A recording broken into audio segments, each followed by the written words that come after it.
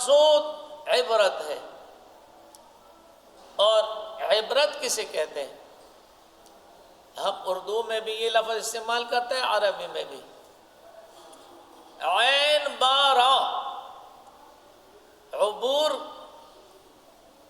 کا معنی ہوتا ہے کنارہ بدلنے کا، کہ فلانے نے سڑک عبور کر دی، ایک کنارہ چھوڑ کر کے دوسرے کنارے پر چلے گئے.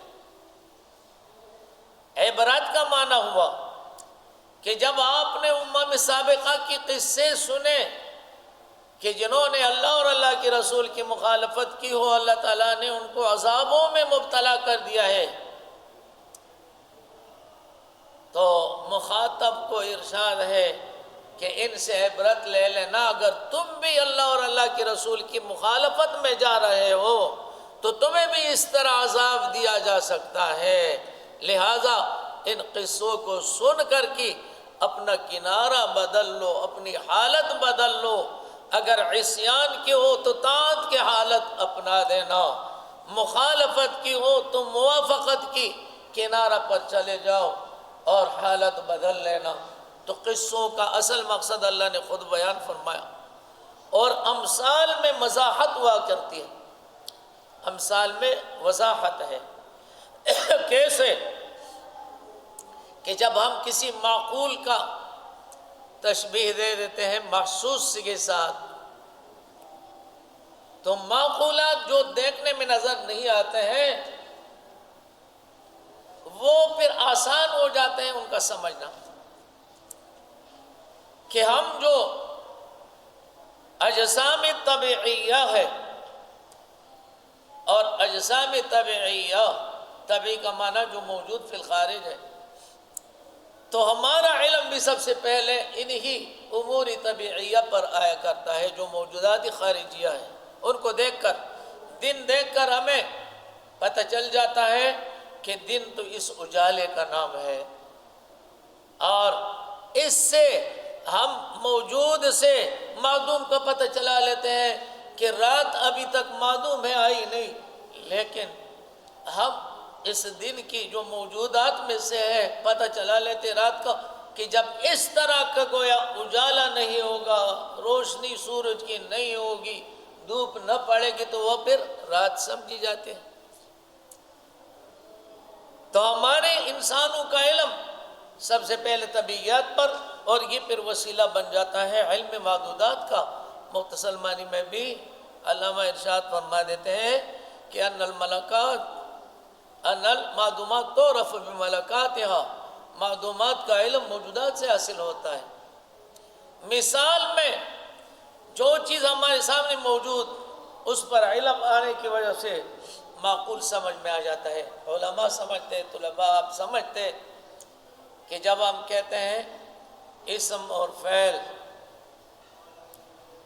یہ مستقل ہے اور یہ غیر کی ملانے کے محتاج نہیں اپنے مقصود پر دلالت کرنے میں، اور حرف غیر مستقل. اب یہ کہ مستقل اور غیر مستقل ایک نیا طالب علم کیسے سمجھے؟ تو انہوں نے، اور خاص کر شرجامی میں جو حاصل محصول کا ذکر ہے، اگرچہ کسی زمانے تک تو لوگوں نے یہ نکال دیے تھے علم سے محروم بنانے کے لیے طلباء کو، اور اکثر وفاق کا یہ سلسلہ چلتا رہتا ہے، جو اچھی اچھی کتابیں اس کو ہٹا دیا.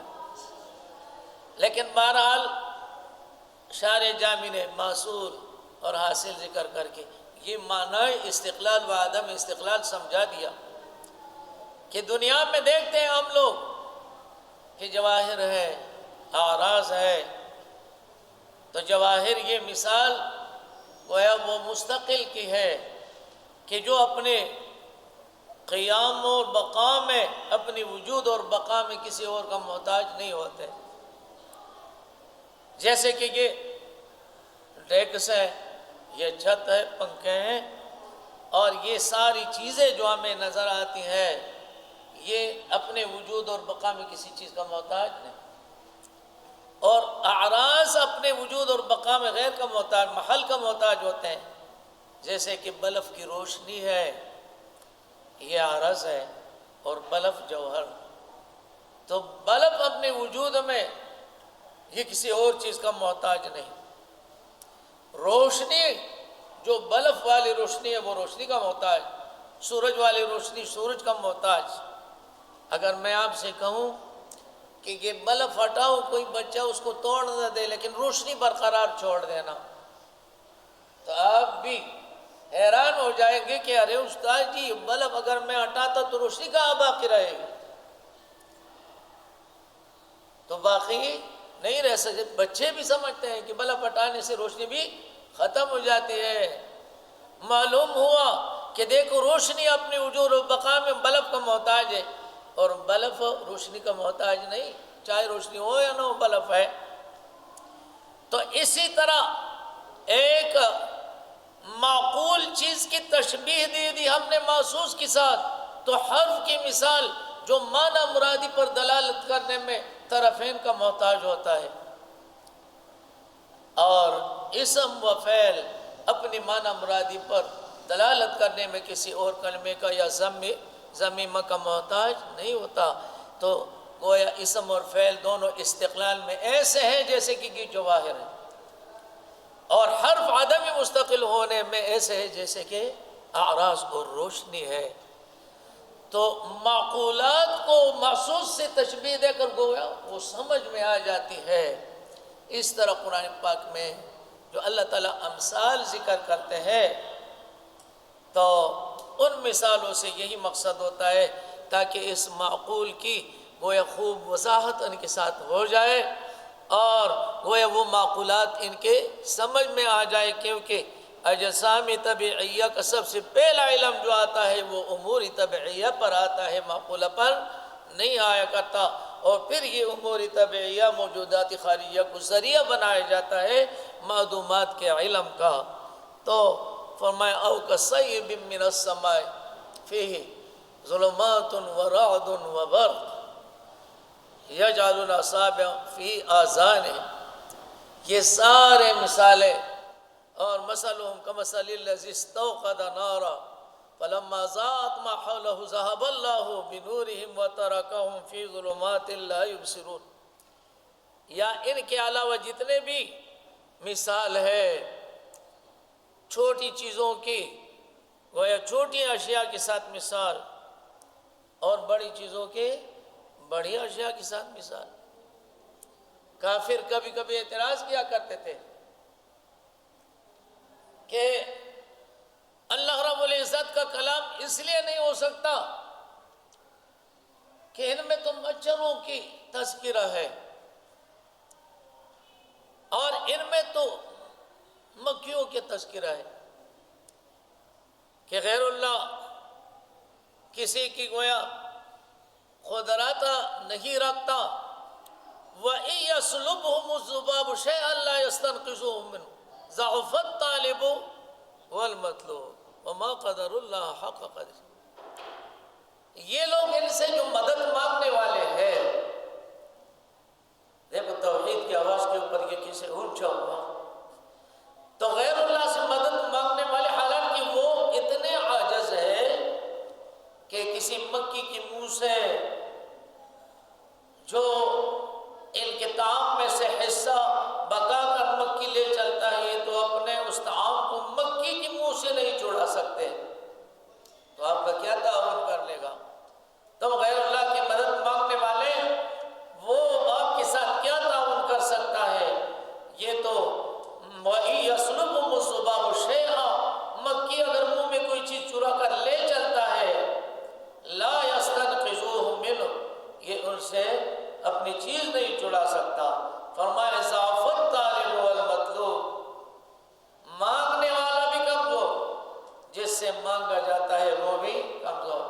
اور پھر چجائے کہ قبروں سے مانگنے والے ہو، ہندو اور کافر بھی وہ تو بت بنا کر سامنے سجدہ کر کے ان سے مانگتے تھے، لیکن یہ بیچارے تو قبروں سے مانگنے والے. فرمایا ضعف الطالب والمطلوب وما قدر اللہ حق قدرہ. ان لوگوں نے جو اللہ کا قدر کرنا تھا وہ انہوں نے پہچانا نہیں. جس کی قدر پہچانی جائے اس کے گویا خوف میں پھر تفاوت آتا ہے۔ اگر آپ نے کہا کہ آپ کے پیچھے پولیس آئے ہوئی تو گھبرائے گا تو ضرور۔ عام آدمی کی بنسبت اگر آپ محلے کا یا جاننے والا کوئی شخص ان کا تذکرہ کر لیتے ہیں تو اتنا نہیں ڈرتا، کہا پولیس آئی ہوئی ہے، خوف تھوڑا زیادہ بڑھ جاتا ہے۔ اور اگر آپ نے کہا یار فوج آئے ہوئی تو اس کی گھبراہٹ اس سے اور زیادہ ہو جاتا ہے کہ نہیں؟ جتنا قدر بڑھتا ہے خوف میں اضافہ آ جاتا ہے۔ مگر وما قدر اللہ حق قدرہ، اللہ رب العزت کی انہوں نے قدر نہیں پہچانی تو وہ خوف بھی نہیں۔ حالانکہ اللہ تعالیٰ نے اپنی صفات ذکر کر دیے کہ یہ آسمان اور یہ زمین مطویات بیمینہ، اللہ کی قدر اس سے معلوم کر لو کہ یہ سارے کائنات جو ہمیں نظر آتے، اتنی بڑی زمین اور اتنے بڑے آسمان، تو وہ تو اللہ رب العزت کی قدرت کے احاطے میں ہے۔ جب اتنی بڑی ذات ہے تو اس سے خوف بھی بڑا رکھنا چاہیے نا۔ لیکن یہ لوگ تو اللہ تعالیٰ سے نہیں ڈرتے، پولیس والے سے ڈر جاتے ہیں، ایک فوجی سے ڈر جاتے ہیں، لیکن جب تمام کائنات کا خالق ہے اس سے وہ خوف نہیں کرتے۔ بابا سے ڈر جاتے ہیں کہ اگر آپ نے گویا یہ نہ کیا وہ نہ کیا، بابا ٹکر دے دے گا آپ کو، یہ قبر والا یہ کر دے گا وہ کر دے گا، سمجھ میں بات؟ تو اس لیے تم گویا وہ 11ویں کی کچھ حصہ اس کے لیے بنا دینا ورنہ تمہیں ٹکر دے دے گا۔ وہاں تو ڈرتے ہو، حصے نکالتے ہو، لیکن جب اللہ کے لیے حصہ مانگا جاتا ہے تو تم وہ حصہ پھر نہیں نکالتے، ڈر جاتے ہیں۔ اللہ نے فرمایا وما قدر اللہ حق قدرہ۔ ایک دفعہ مدرسے سے مسجد جا رہا تھا، مسان چوک میں مسجد سے اترا تو ہر ایک مجھے ڈراتا ہے، کہتے استاد جی آپ کے پیچھے تو فوج والے آئے۔ میں نے دیکھا تو 2 گاڑیاں ادھر بھی کھڑی ہیں اور ایک گاڑی آگے بھی فوج کے مسجد کے قریب کھڑی، اور میں تو پیدل جاتا تھا مدرسے سے مسجد میں مسان تک اور مسان سے پھر پیدل مسجد تک، تو جو بھی مجھے دیکھتا ہے مجھے ڈراتا ہے استاد جی وہ فوج والے آئے۔ اور مجھے اپنا آپ معلوم تھا کہ میرا کوئی نقصان ہے نہیں، تو ڈروں کس چیز سے؟ تو بغیر کسی خوف خطر کے جب مسجد پہنچا، اندر کمرے میں کرنل صاحب بیٹھے ہوئے اور کچھ فوجی اندر بھی ہے، اور باہر گاڑیوں میں تو اسلحہ سمیت بہت سارے تھے۔ سلام ڈالا، سلام کے بعد اچھا جی کیسا آنے ہوا؟ تو میں نے پہلے ایک اور کسی نیوے والے کی دانت کی درد کا دم کیا تھا، وہ ٹھیک ہو گیا تھا، تو یہ ملی سے کرنل صاحب کی دانت پر درد تھا تو وہ بھیج دیے۔ تو کہا جی یہ دانت میں درد ہے۔ میں نے جو 2 فوجی ان کے ساتھ بیٹھے ہوئے تھے کرنل صاحب کے ساتھ، میں نے کہا تم اس کے پکڑنے کے لیے کافی ہو یا کسی اور کو منگوا لو؟ تو وہ تھوڑا ڈر گئے، کہا کیا مطلب استاد جی؟ میں نے کہا جس کا دانت میں درد ہے تو اس میں کیل ٹوسنا ہوگا نا، تو وہ پھر تو آپ چیخو گے چلاؤ گے برداشت نہ کر سکو، تو زبردستی تجھے پکڑنا ہوگا۔ آپ یقین کریں کہ وہ بیچارہ اتنے گھبرا گئے نا، رنگ تھوڑا زرد پڑ گیا۔ تو پھر میں نے کہا نہیں نہیں یار ایسی بات نہیں ہے، گھبراؤ نہیں، یہ میں مذاق کر رہا ہوں۔ لیکن ہنسی تھوڑی بہت اس بات پر آئی کہ باہر تو مجھے آپ سے لوگ ڈرا رہے تھے اور پتہ نہیں چلا ان کو کہ اندر آپ مجھ سے ڈر رہے ہو۔ تو دیکھو وما قدر اللہ حق قدری، اللہ کا انہوں نے کچھ قدر ہی نہیں جانا۔ اللہ تعالیٰ کا اگر قدر جان لیتے تو بھائیو دیکھو یہ اللہ تعالیٰ کا خوف رکھتے، اللہ سے ڈر جاتے، اور کسی گناہ کا کرنا کیا ارادہ بھی نہ کر جاتے کہ اللہ تعالیٰ ہر موقع پر ہر وقت حاضر و ناظر رہے۔ اللہ تعالیٰ یہ یقین ہمارے دلوں میں جمائے اور اللہ تعالیٰ ہمیں گناہوں سے بچائے۔ جس کا یہ یقین جم جاتا ہے پھر وہ گناہ کر نہیں سکتا ہے۔ اب یہ کہ قرآن پاک میں قصص بھی امثال بھی ذکر ہوتے ہیں، اور زیادہ تر جن فرق باطلہ اور فاسدہ کا رد کیا جاتا ہے تو تقریباً وہ گویا یہ 4 فرقے ہیں۔ مشرکین کا رد، یہود کا رد، نصارہ کا رد، منافقین کا رد۔ بس سمجھ آئی؟ ان چاروں کی ترتیب فرما دیتے ہیں۔ مشرکین، یہود، نصارہ اور منافقین کا۔ مشرکین کون لوگ ہیں اور ان کی گویا حالت؟ مشرکین کا فرمایا بظاہر وہ اپنے آپ کو حنفاء کہتے ہیں۔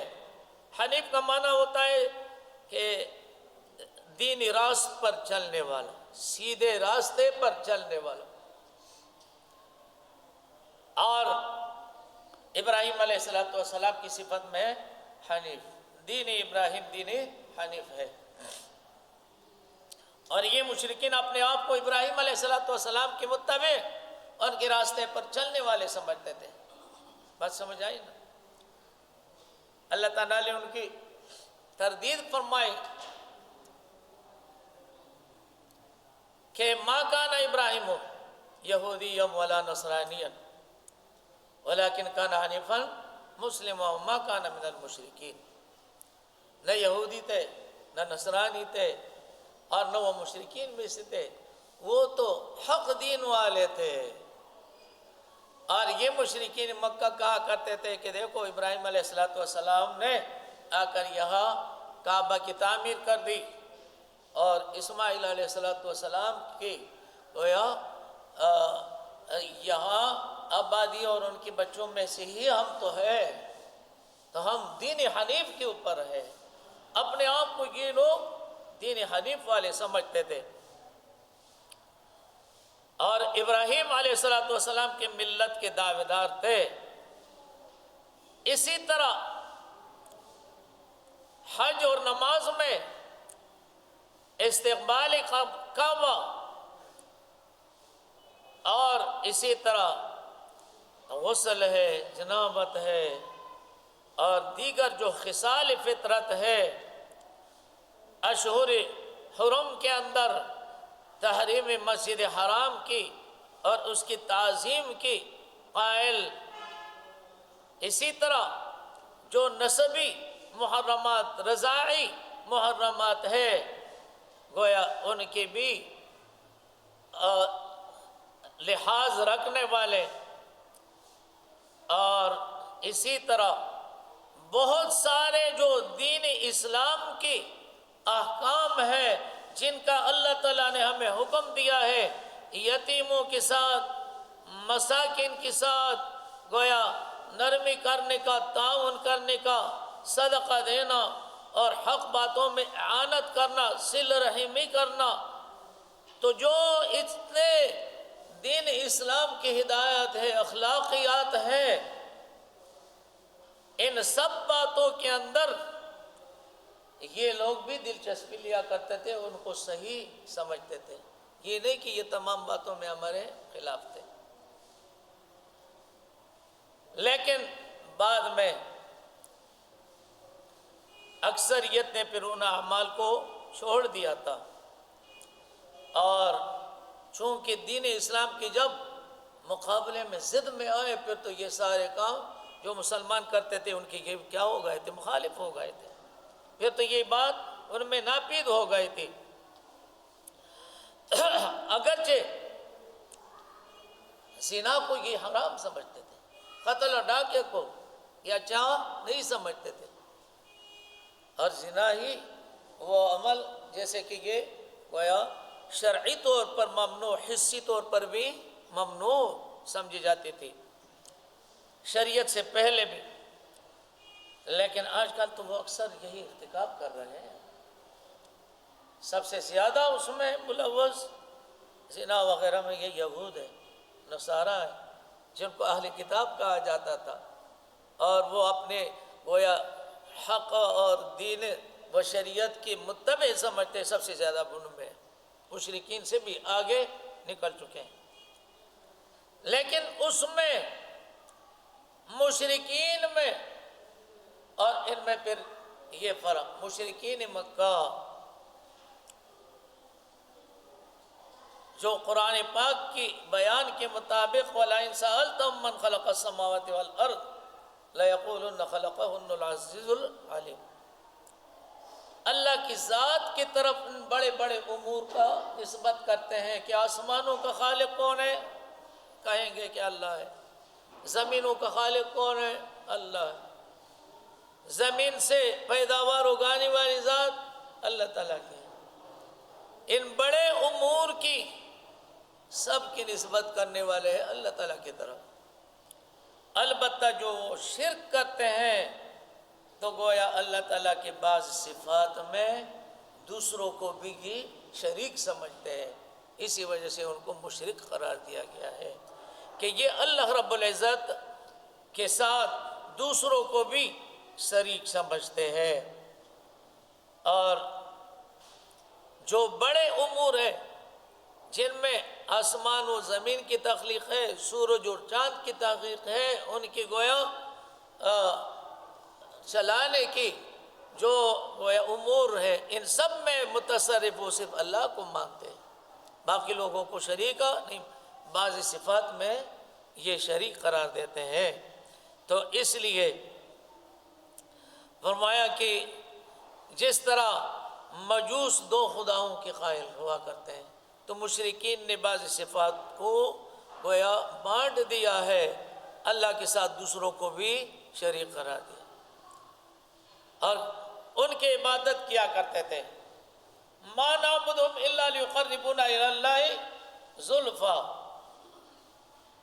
یہ خدائی نظام کو جیسے شاہ ولی اللہ رحمہ اللہ نے گویا اپنی تفسیر میں بیان کیا کہ یہ خدائی نظام کو مخلوق کے نظام کے اوپر قیاس کیا کرتے تھے کہ جیسے مخلوق میں بادشاہ کی وزیر ہوتے ہیں، وزیر بادشاہ کے دربار تک رسائی حاصل کر چکے ہوتے ہیں، تو لوگ جا کے وزیروں سے تعلقات، اور آج کل وزیروں کی جو چوکیدار ہیں ان سے بھی تعلق رکھتے ہیں، ان کو سلام کر دیتے ہیں کہ صاحب، اور وجہ کیا ہے؟ یہ ہمارے بات آگے تک پہنچا دیں گے.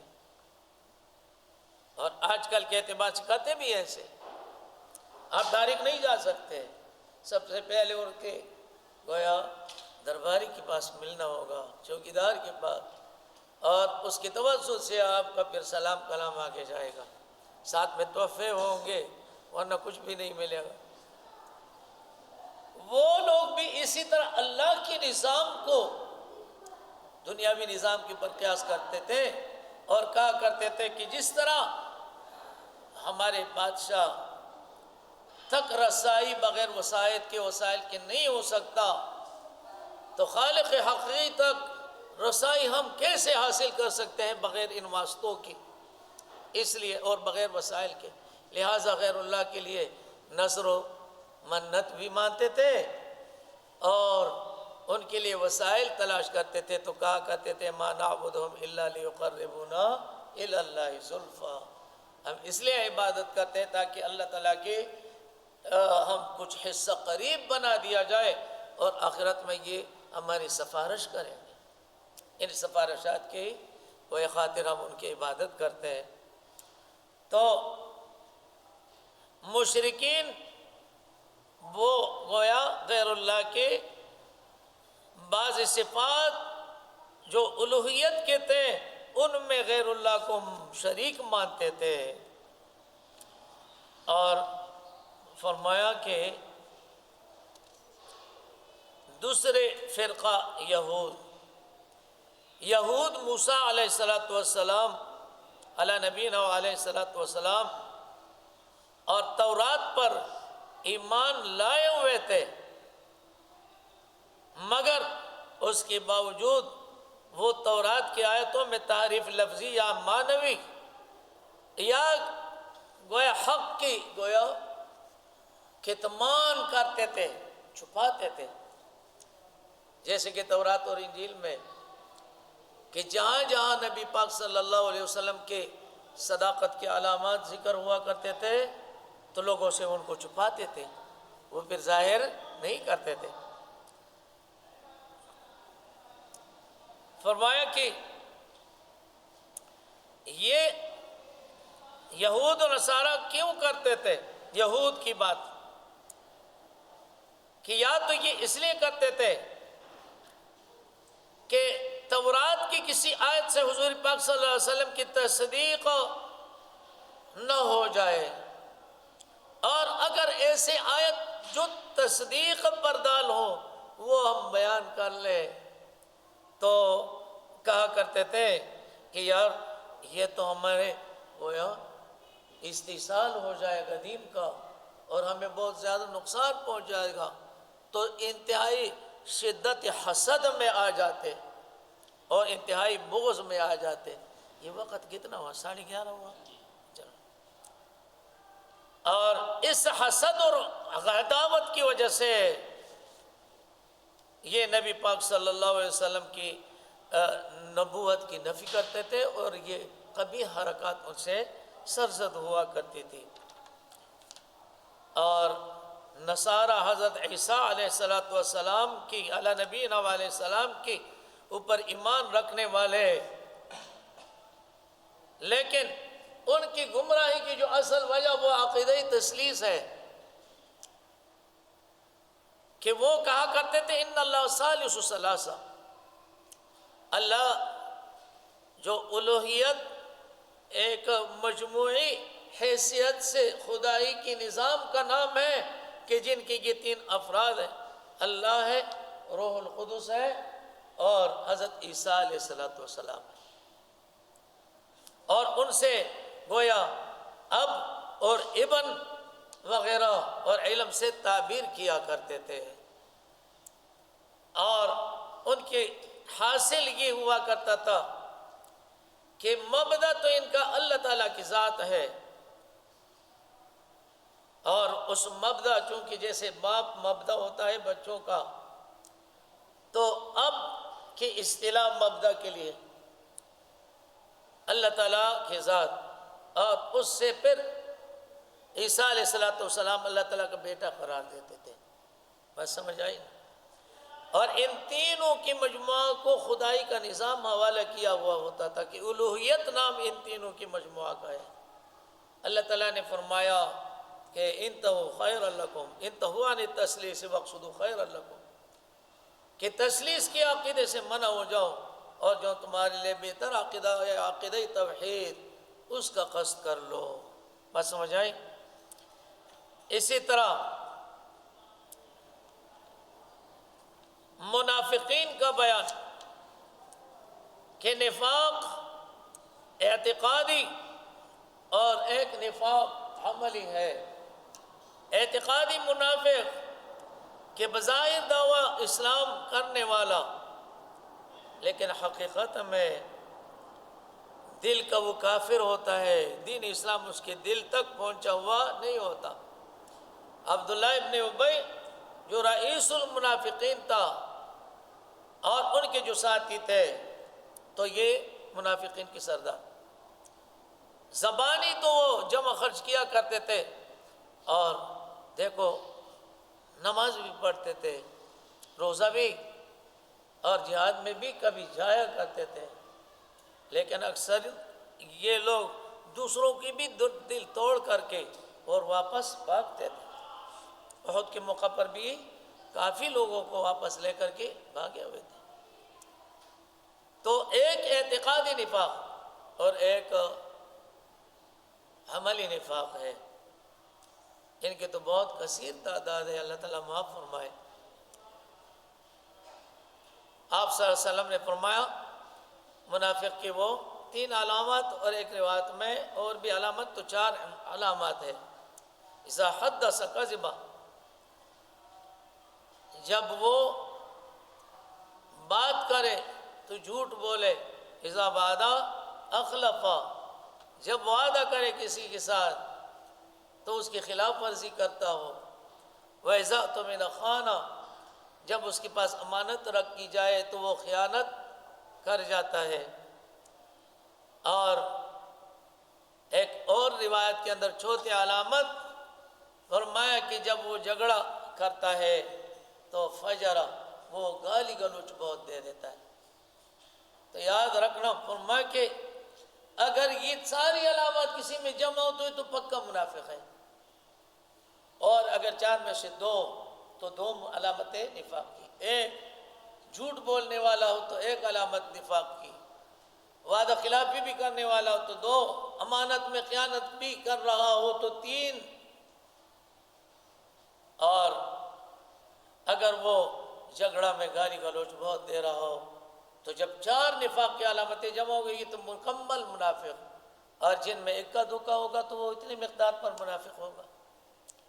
عمل کے اعتبار سے تو منافقت بہت ہے کہ عقیدہ اگرچہ اس کا دین اسلام کا ہو لیکن اکثریت عمل منافقوں کا ہوا کرتا ہے۔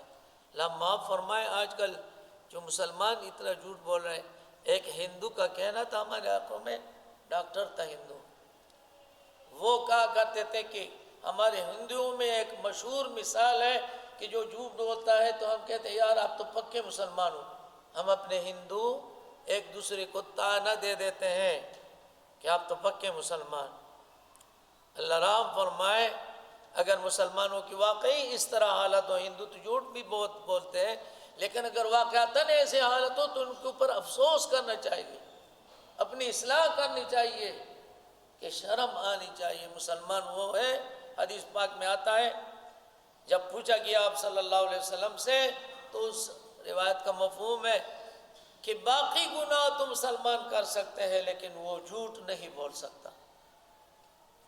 اب آپ اندازہ لگا لیں، اللہ تعالیٰ ہمیں صحیح دین پر چلنے کی توفیق عطا فرمائے، اور اللہ رب العزت ہم سب کی گناہوں کو معاف فرما دے۔ وآخر دعوانا ان الحمد للہ۔